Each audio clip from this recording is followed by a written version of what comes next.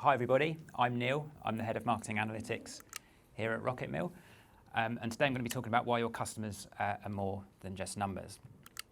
When it comes to performance marketing, we are all guilty of thinking of our customers as a set of numbers. But your customers are more than just numbers. Underneath those numbers are real people like you and I who are having an online experience when they're interacting with your websites. So today I'm going to share with you how quickly and easily you can adapt your performance measurement so that your customers become more than just numbers. Now, Sam mentioned earlier that our industry is going through a tough time. However, it's not all bad news.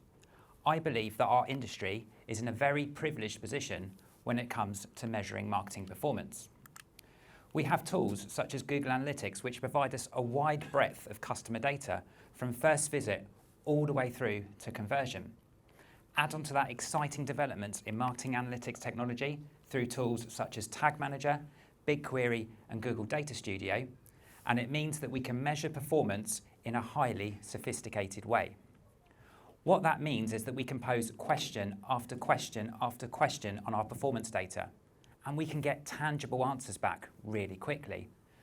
For example, we could start understanding where we've acquired our customers from, how we're performing against our KPIs, answer the question of what is the ROI on my marketing spend, or even to understand why our conversion rate is declining, and more questions beside this.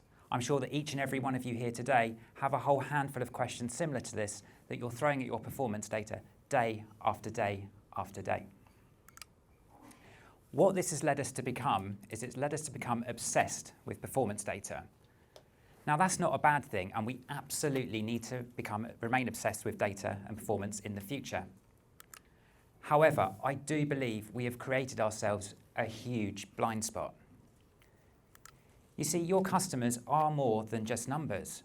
Your customers are having an online experience with you every time they are visiting your websites. And it is this online experience that is delivering you performance. Customers who have rewarding and valuable online experiences are going to be advocates of your brand. They're going to buy from you time and time and time again, and they're going to recommend you to their friends and their peers. However, customers with poor and frustrating experiences are ultimately going to become a customer of your competitor rather than a customer for yourself. So, as you can start to appreciate, when we talk about performance, experience forms a vital component of that. However, and this is where I believe we have the blind spot, we're not really measuring online experience at the moment. If you think of traditional performance KPIs such as CPAs, ROAS, ROI, none of those are telling us what the customer is experiencing online and on our websites. So we have a challenge. We need to expand our performance measurement. We need to understand more about the online experience of our customers, because I believe that's how we're going to win at performance moving forward. Now, at this stage, you're probably thinking, Neil, that's great, I get it. Your customers are more than numbers. We need to understand more about the online experience. But how do I do that? And where do I start? Well, despite today being Friday the 13th, today is actually your lucky day. I'm going to share with you 3 tips on how you can get started so that you can understand your customer's online experience in more detail. Think of it as your experience playbook, and a lot of what I'm going to talk to you about in the next few minutes you'll be able to implement right away as soon as you're back at the office. So to start, where it's a good place to start is around measuring on-page experience. And by that, I mean understanding your customer's online experience across specific key pages on your website. Now, in order to do that, we need to set up a bit of additional tracking. For example, we need to understand where our customers are clicking on our pages and where they're not. How far are your customers scrolling down your pages on your websites? And what are their mouse movements like on your key pages as well? So in order to do this, a tool like Hotjar is fantastic. If you're already using a tool such as Google Tag Manager, that tracking can be deployed incredibly quickly. And it allows you to set up click maps, scroll maps, and move maps in literally a couple of minutes for all of your key website pages. So this is a great place to start in terms of understanding the on-page experience, and you'll get a whole wide additional range of data to help you understand what your customer is experiencing on the key pages of your website. What we can then do is add a little bit of sophistication to that and get some more quantitative data in there as well. So again, using a tool like Google Tag Manager, we can set up scroll depth percentage tracking and push that data into Google Analytics so it's become more enriched. I'm sure most of your websites have at least one form on them, whether you're an e-commerce site or a lead gen business, for example.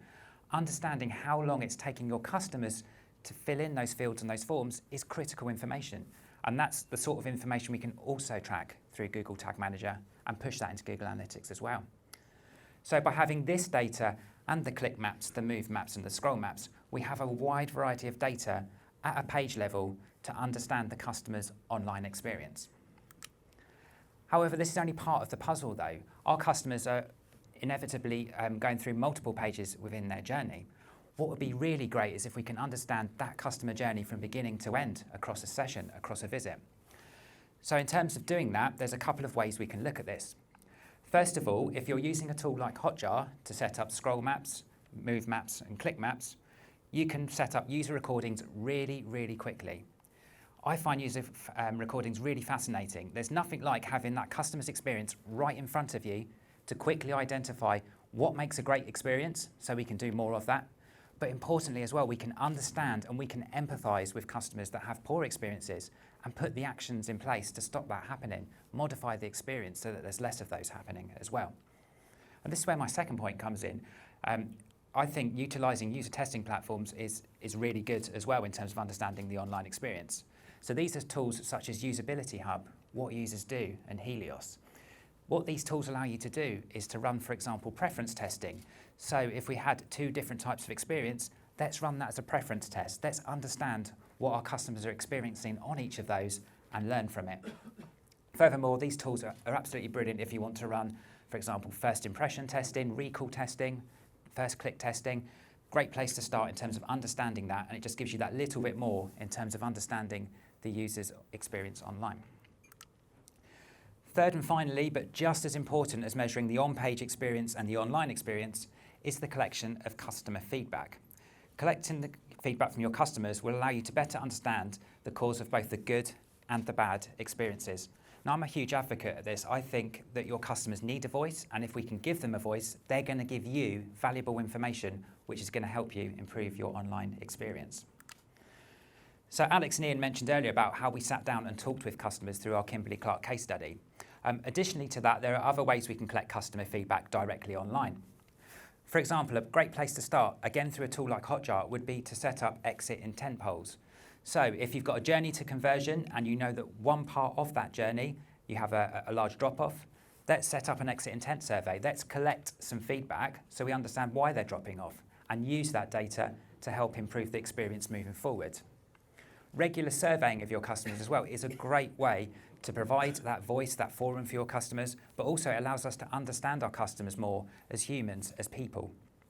And finally, more and more I'm seeing websites are having dedicated feedback portals on their site. Again, I think these are fantastic. It gives your customers a voice. It allows them to tell you what they like and what they don't like as well.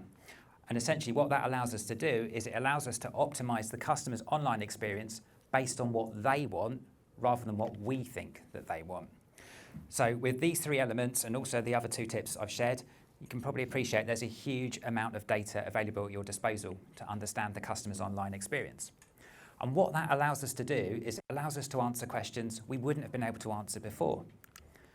For example, what content is our customers engaging with on our pages and what aren't they engaging with? What is causing frictions for our customers, both on an individual page level, but also across the entire journey as well? We'll have all of that insight available to us. Can customers find what they need on the page? If they can't, why is that? We'll know, and we can put the steps in place to sort that and to resolve it. And is your online customer experience matching your expectation or matching what you thought? You'll quickly be able to identify that, and not only that, be able to put steps in place to help resolve that, to help change that. So to summarise what I've spoken about today, it's really two key messages I want to kind of leave away. First of all, it's about performance is experience. They are one and the same. It's the online experience of your customers that is going to deliver you performance longer term. But that can only happen if we change how we think.